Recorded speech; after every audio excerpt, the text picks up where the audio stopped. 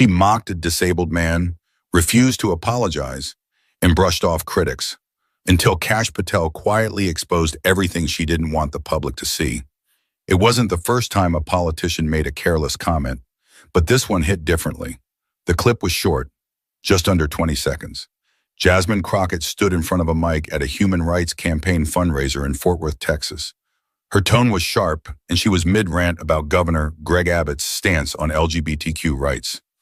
"Governor Hot Wheels," she said with a smirk, "wants to roll over everyone's freedom." The crowd gave a nervous chuckle. A few people clapped, but by the time the clip hit Twitter that night, the laughter had turned into national outrage. Crockett, a first-term Democratic representative from Texas, had made waves before with her fiery speeches and aggressive one-liners. But this, mocking a man in a wheelchair, crossed a line. The internet exploded. Hashtags trended. News anchors raised eyebrows. Within hours, journalists were on the phone with advocacy groups, political strategists, and even Abbott's office. And it didn't take long for the backlash to turn bipartisan. On The View, usually friendly territory for Crockett, co-host Ana Navarro frowned at the screen as they played the footage. "I don't care who you're talking about," she said. "Mocking a disability is never okay." In Dallas, a conservative veteran named Bruce Halterman, who lost both legs in Iraq, posted a video from his wheelchair calling out Crockett by name. "We can disagree on policy," he said, "but when you go after a person's body, you're not attacking their ideas. You're just being cruel." His video was raw, emotional, and it went viral. Over 3 million views in a day. Still, Crockett didn't apologize, at least not right away. Instead, in a follow-up interview with a local radio host, she doubled down. "I'm not making fun of anyone's wheelchair," she said. "I'm talking about how he bulldozes every freedom we have left in this state. Y'all are too sensitive." Those 4 words, "y'all are too sensitive," would be replayed endlessly over the next 72 hours. But while the public was caught up in the noise, a very different kind of response was brewing behind the scenes. In a small studio in Fairfax, Virginia, Kash Patel sat quietly watching Crockett's clips. He wasn't fuming, he wasn't tweeting, he was listening. An old-school operator with a legal background and experience in high-level intelligence roles, Patel had developed a reputation for being strategic, surgical even, when it came to holding people to account. He'd been paying attention to Crockett for a while. To him, the Hot Wheels comment wasn't just offensive, it was part of a larger pattern. Rash words, zero accountability, escalating rhetoric that turned serious issues into performance art. He took a deep breath, grabbed his notebook, and started writing. But while Kash Patel was preparing his case, the public firestorm was only getting hotter. It had been 4 days since the Hot Wheels clip. The story refused to die. Every morning show in the country replayed the same footage. Crockett's words, her smirk, her refusal to walk anything back. And now a new quote had surfaced, this time from a recent podcast appearance where she casually joked, "Sometimes I feel like Ted Cruz just needs to be knocked over the head. Like hard, real hard." The timing couldn't have been worse. Just 2 weeks earlier, she'd stirred controversy by calling for Elon Musk to be taken down after he criticized a bill she co-sponsored. Her defenders said it was a figure of speech. Her critics, including Kash Patel, saw it differently. The noise was growing louder, but inside Crockett's D.C. office, it was getting quieter. Staffers spoke in hushed voices. Phones rang nonstop. Donors were asking questions. One aide, a 30-something speechwriter named Leon Haskins, sat in a corner trying to clean up the latest mess. He looked over at his colleague, Mia Granger, who handled press relations. She was pale, exhausted. "She doesn't get it," Mia said, shaking her head. "She thinks it's just culture war noise again." Leon nodded slowly. "This one's different." It hit a nerve. Back in Texas, Democratic colleagues were being asked where they stood. Most dodged the question. A few gave carefully worded statements about focusing on policy, not personal attacks. But no one rushed to her defense, not this time. Meanwhile, Patel was crafting something bigger than a tweet storm. He stayed off social media, working through the night with a whiteboard full of notes. His small team gathered facts, timelines, and archived interviews. They found old clips, panel discussions, and Reddit threads where Crockett had made similarly aggressive remarks. One in particular, an offhand insult during a school board hearing where she'd snapped at a parent and accused them of being on the payroll of hate, was especially damning. Patel wasn't rushing. He knew how this worked. In a world obsessed with speed, patience was his power move. While the media tore through headlines, he was building a case, brick by brick. But on Friday night, everything changed. Crockett appeared on a late-night panel show hosted by comedian Tyrell Jennings. The audience was friendly. The energy was loose. But halfway through the segment, Tyrell turned serious. "Real talk, Congresswoman," he said. "Do you regret calling the governor Hot Wheels? Some folks in the disabled community didn't take that well." Crockett smiled. If they knew what he was doing to people in this state, they'd call him worse. There was a long pause. Tyrell blinked. The audience murmured. He leaned back in his chair. "That's your answer?" Crockett didn't flinch. "I don't sugarcoat." The silence was loud, and the clip was everywhere the next morning. That moment, her final refusal to show any empathy, tipped the scales. Voters started talking, not just about what she said, but how she said it. Cold, proud, detached. Not a misstep, but a pattern. But while public support quietly thinned, Kash Patel was about to pull the pin on something that would blow the conversation wide open. The video wasn't flashy. There was no dramatic intro music, no quick cuts or fire emojis. Just Kash Patel seated in a plain chair, a legal pad on the table in front of him, and a sharp, calm look in his eyes. "Let's talk about Representative Jasmine Crockett," he said, voice steady, "because this isn't just about one offensive comment. It's about a pattern, and I think the American people deserve to see the full picture." That video, titled "Kash Patel, Enough is Enough," dropped at noon on a quiet Tuesday. Within 3 hours, it had 400,000 views. By nightfall, it had crossed 2.1 million. Patel didn't yell. He didn't mock. Instead, he spoke like someone laying out evidence in a courtroom. Clip by clip, he walked viewers through a series of incidents, each one more alarming than the last. First, the Hot Wheels comment, then the Ted Cruz line, the Elon Musk rant, a moment during a college panel where Crockett accused a student of representing fascism because he asked about budget transparency. Patel didn't cut the footage. He let it play. Then he'd pause. "Does that sound like a public servant?" he asked. "Or does that sound like someone intoxicated by attention?" He didn't just critique. He explained slowly, clearly. He talked about tone, responsibility, and the difference between passion and recklessness. Then he flipped to the bigger picture.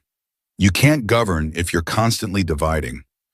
You can't protect people's rights if you're obsessed with taking down anyone who disagrees with you. That's not public service. That's ego. People listened, not because of who Patel was, but because of how he said it.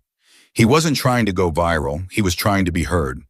In one part of the video, he addressed the veterans community directly. "You know what courage looks like. You've seen it up close. I think you'd agree. Mocking a man's wheelchair because you don't like his policies isn't courage. It's cowardice hiding behind a microphone." That line hit hard. Veteran groups started sharing the video. Even some liberals who had previously dismissed Patel started tweeting, "He's not wrong." In a quiet diner in Amarillo, a retired teacher named Marla Stone watched the video on her phone. She'd voted for Crockett, donated to her campaign even. But now she sat staring at the screen with a knot in her stomach. "I didn't sign up for this," she whispered. "I thought she was sharp. I didn't think she was mean." At the end of the 19-minute video, Patel didn't call for her resignation. He didn't say her name with venom. He just looked into the camera and said, "We need better. From all sides, we need leaders, not performers." It was that final line, simple, unpolished, that stuck with people. By the next morning, several news outlets picked up Patel's video. Headlines read, "Kash Patel holds mirror to Crockett's record," and it's damning. No attacks, just receipts. Patel's takedown gets applause across aisles. Even more telling, a few Democrats began quietly calling reporters to say off the record, "We've had concerns for a while." But Crockett wasn't backing down, and her refusal to pivot was about to cost her more than just headlines. By Thursday, the walls were starting to crack. In a closed-door meeting inside the Capitol, a group of Democratic strategists sat around a long oak table. Phones buzzed, laptops were open. A few members scrolled silently through Patel's video, shaking their heads. No one said much at first. Then one of them, Gloria Mencken, a veteran consultant with more campaigns under her belt than she could count, finally broke the silence. "We've got a problem," she said. "And it's not just the comment, it's her pride. She won't let this go." Everyone in the room knew what she meant. Crockett had refused every opportunity to clarify, soften, or even slightly apologize. She was still tweeting, still defending herself, still retweeting memes mocking Abbott, doubling down as if this were some kind of game. And to make matters worse, Patel's video wasn't fading. It was picking up steam. Morning shows, primetime, podcasts. It was everywhere. People weren't just reacting. They were quoting it. Patel's quiet delivery made it even more powerful. He didn't scream. He didn't insult. He let Crockett's own words do the damage. That's what scared her allies the most. It was hard to spin. Back in Texas, Crockett's campaign manager, Lane Corbin, was trying to hold things together. But donors were calling. One longtime contributor from Plano had already pulled out, saying the wheelchair thing wasn't something he could defend at Sunday lunch. Lane sat across from Crockett in her campaign office, stress written all over his face. "We need to address this head on, not just throw shade back at Patel.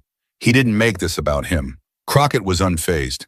"He's trying to erase me with facts and fake concern. I'm not giving him that win." Lane exhaled. "It's not about him anymore. It's about how you're coming across. People aren't mad just because you said it. They're mad because you don't care that you said it." Silence. Crockett turned to her computer. "Then let them be mad." That moment, that defiance, would end up costing her even more. Over the next 2 days, cracks turned into fractures. A local Texas newspaper ran a front-page editorial titled, "The Arrogance of Power, Why Crockett's Words Matter." A centrist Democratic senator, when asked about the controversy, gave a carefully worded answer about choosing words wisely in leadership. Not exactly a defense. Then came a clip from a town hall in Lubbock. A woman in her 60s stood up and asked a blunt question. If she can say something that cruel and not even blink, what else is she willing to ignore? The room went quiet. People were starting to reevaluate not just Crockett's words, but her character. Meanwhile, Patel wasn't celebrating. He'd said his piece. He went back to his usual work, only acknowledging the reaction when asked by a reporter. "It's not about a viral moment. It's about accountability. That's all." In that sentence, he said more than some politicians do in a full press conference. He didn't poke at Crockett. He didn't spike the football. That's what made it land harder. But inside Crockett's circle, things were unraveling, and the real pressure hadn't even hit yet. The air inside Crockett's D.C. headquarters felt different now. The buzz of confidence that once filled the space had flattened into silence. A few staffers were working, but the energy was off. Nobody was laughing. Nobody was looking her in the eye. Behind the frosted glass of the conference room, Jasmine sat with her inner circle. 5 people, all of whom had been with her from day one. Lane Corbin, the campaign manager. Mia from press, Leon the speechwriter, a junior aide named Roxy, and Gerald Spence, a longtime political strategist who'd flown in that morning from Austin. The mood was thick. Gerald cleared his throat and went straight in. "We need to be honest. This isn't going away, and if you keep pushing the same tone, it might be your seat on the line next year." Crockett leaned back in her chair. "So you're telling me to apologize for telling the truth?" Gerald's brow furrowed. "No, I'm saying there's a difference between speaking truth and torching the room while you do it." Roxy, young and loyal, tried to chime in. "But people love her for being bold." "They did," Mia said flatly. "Now they're just tired. Even the folks who like the fire are wondering if it's just fire and nothing else." The room went quiet. Leon slid a folder across the table. "This is the coverage from just the last 36 hours. Patel's video is now at 4 million views. 4, and he hasn't said a word since. That silence is strategic." Crockett opened the folder. Article headlines stared back at her like little warning signs. "Jasmine Crockett's joke isn't funny anymore. Patel's case is surgical." and she's bleeding support. From fighter to flammable. What happened to Jasmine Crockett? She closed the folder. I'm not groveling to that man. No one's asking you to grovel, Lane said carefully. But maybe a real statement.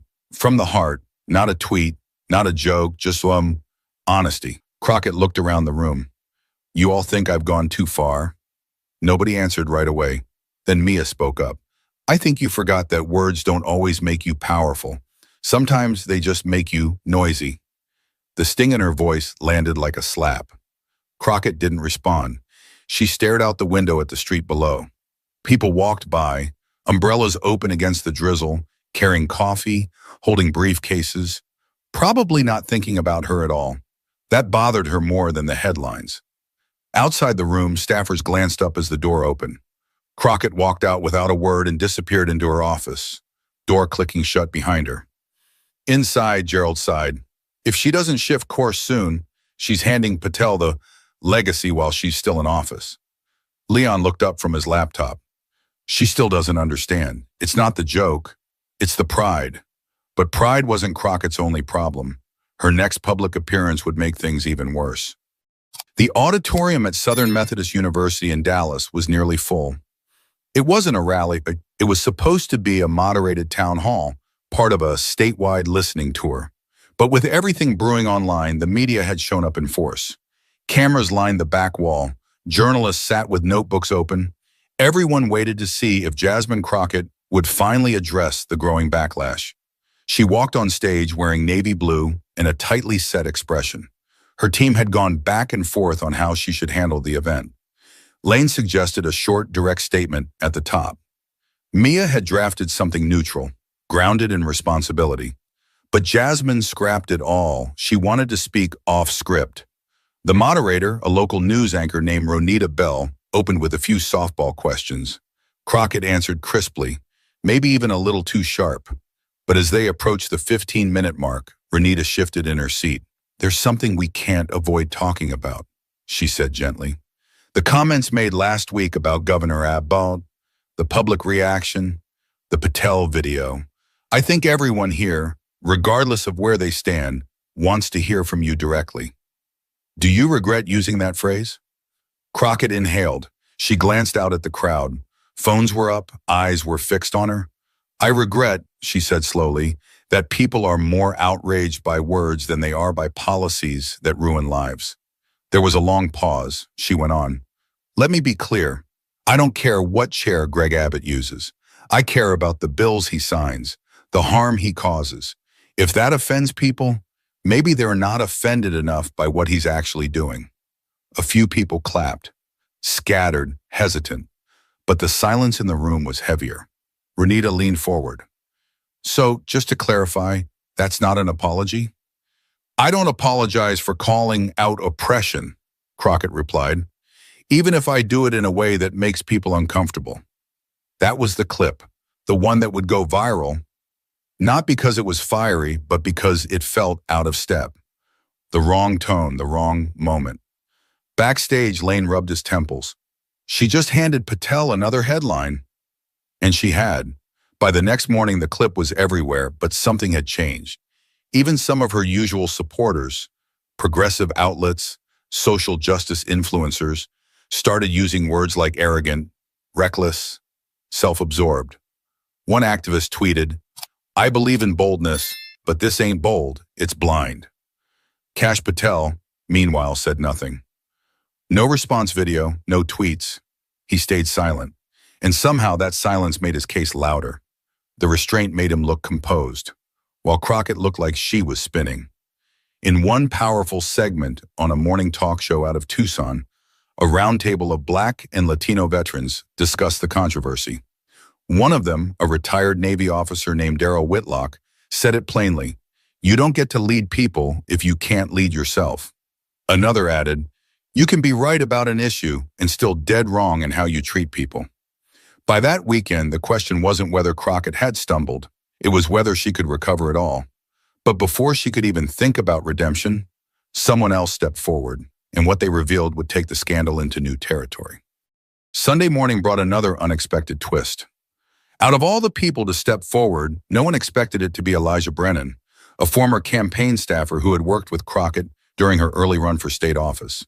He wasn't a political rival. He wasn't a pundit, just a quiet, behind-the-scenes kind of guy who usually avoided the spotlight. But something in him cracked after watching her town hall performance. He posted a 6-minute video on his personal Facebook page. No production, no makeup, just him sitting in his backyard in San Antonio, speaking from the heart. "I used to believe in Jasmine," he began. "I thought she was the kind of person who spoke truth when others stayed quiet. But somewhere along the line, it stopped being about the truth and started being about her." He paused, glancing off camera. "When she made that joke about Abbott, I winced. But when she refused to listen to anyone about why it was wrong, when she dismissed people who were hurt, I knew something had changed. She lost the ability to reflect, to be humble, to grow." The video spread like wildfire, not because it was explosive, but because it was real. One viewer commented, "This man just said what we've all been thinking, with no hate, just disappointment." Even Crockett's allies were shaken. Some stopped answering calls. A few began issuing public statements that sounded more like distancing than support. Meanwhile, Kash Patel remained quiet. His video still hovered near 6 million views, but he refused interviews. When asked by a reporter outside an event in Clearwater, Florida, if he had anything to add, he simply said, "People see the truth now. I don't need to say more." That kind of discipline stuck with folks, and it got people thinking. This whole saga wasn't about one comment. It was about what we do when we're called out. Do we dig in, lash out, or do we pause, reflect, and try to understand the harm we may have caused, even if we didn't mean to? In Crockett's case, the refusal to do that became the story. And in Patel's case, the way he responded, clear, calm, focused, reminded people that accountability doesn't always come with yelling. By the end of the week, Crockett's approval numbers dropped by 10 points in her district. Talk of a primary challenger began circulating. Even her national profile, once fueled by sharp takedowns and viral clips, had dimmed.